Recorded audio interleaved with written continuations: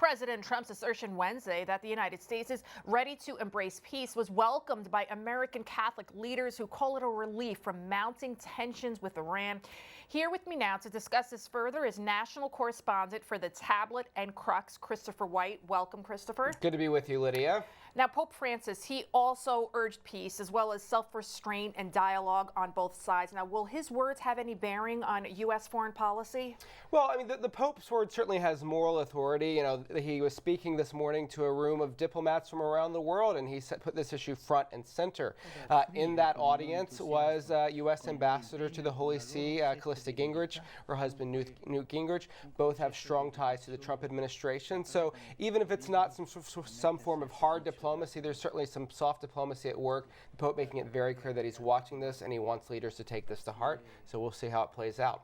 And as you mentioned, many Christian leaders in particular are concerned, though, about the effect any sort of conflict could have on Christians in those Christian regions. We know Erbil has approximately 300,000 Christians there. Yeah, the conflict that we've seen over the past decade really has driven so many Christians out of the region.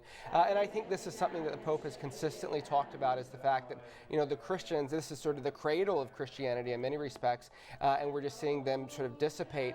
Cardinal Sacco of Baghdad has also brought attention to this in recent days, saying, look, we're in a fragile situation already and we can't risk any more conflict.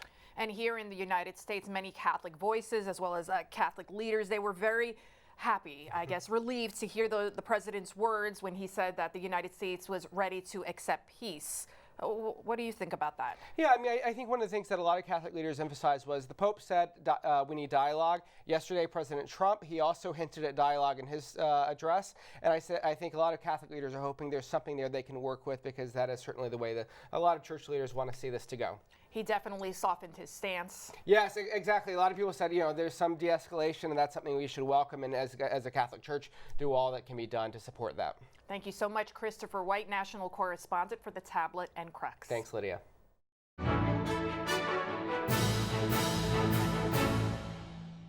If you're watching Currents News on YouTube, be sure to hit the subscribe button and then click on the bell to get instant updates about all of our newest content, because we are putting your faith in the news.